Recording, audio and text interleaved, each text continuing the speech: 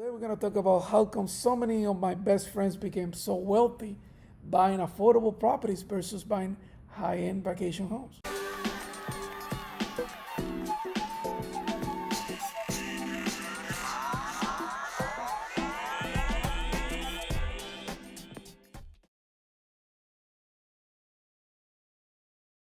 Hey guys, so many of my friends became so wealthy buying these crappy, what you call crappy properties. Scott, Damian, Joe, David, they've become so wealthy with this strategy, and we're going to discuss it now. We're going to be talking about the difference between buying a cheap property and a high-end property. We're going to talk about the capital that you need to invest, the return, and then the exit strategy.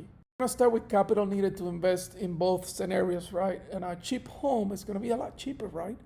It's common sense. And a high-end property is gonna take a lot more money. Why do I like the cheap properties? Is because with the same amount of money, you could buy 2, 3, 4, 5 properties and then diversify yourself. Say, Jorge, the type of tenants, the repairs, always everything comes with a price, of course. There's a chance that you could have worse tenants. When they're cheap properties, there's a chance that there's going to be more repairs, but that's not a guarantee. You could also have the same amount of problems on the high end as well. I've seen it before. You're really never immune to that in either way, so think about it. One thing that I discovered after doing this for 20 years, that the asset doesn't matter, whether it's A, B, C, D. It's all about matching it with the right tenant, okay? Understanding the psychology of your tenant in your specific geographic type of asset is the most important thing, and you're gonna do well. There's a tenant for everything. Now, when it comes to the high-end property, you're not gonna get the same cash flow. You're only gonna be able to buy one property, but at the end, the exchange is that you're gonna gain more equity, right? Because the property is in a nicer area. Guys, let me give you a quick example. You can still find properties at about $150,000, cheap properties in the Tampa Bay area. 20% down payment of that is $30,000, do the math. Also for a big high-end properties, about $400,000, 20% of that is $80,000. So you can see, you can do the math.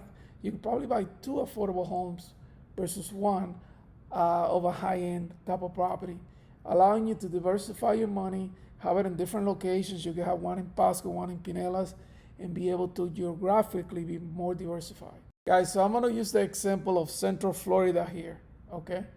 And discuss returns.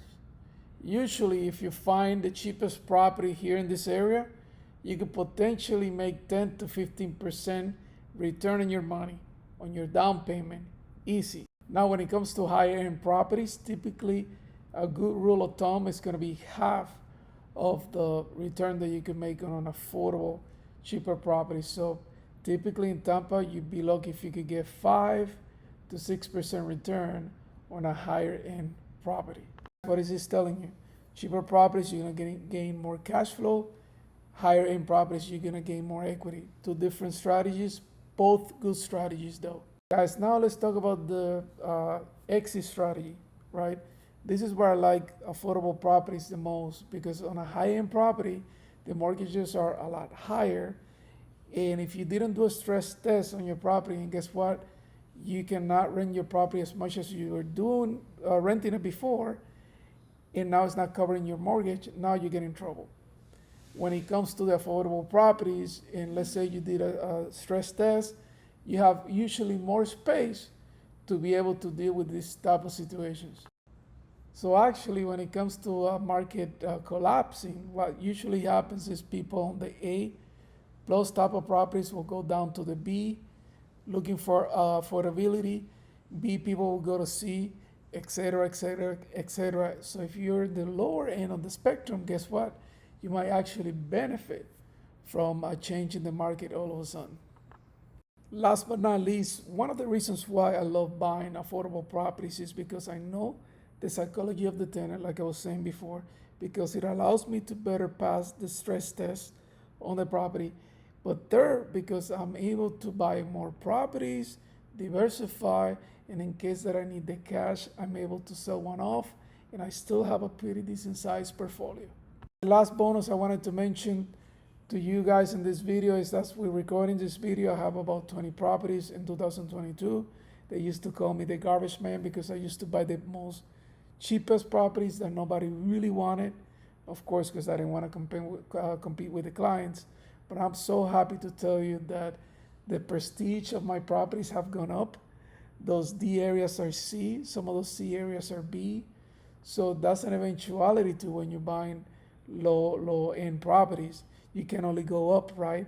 And you'll be so happy to welcome those news when they come to you. So invest smart, invest on the most affordable deals you feel comfortable managing. If you like these videos, please share them, subscribe, post them on Facebook, whatever you need to do. Let's get this channel to 5,000 people. Thank you for the time, and remember, this is Jorge with Greystone Investment Group, where you invest and we do the rest.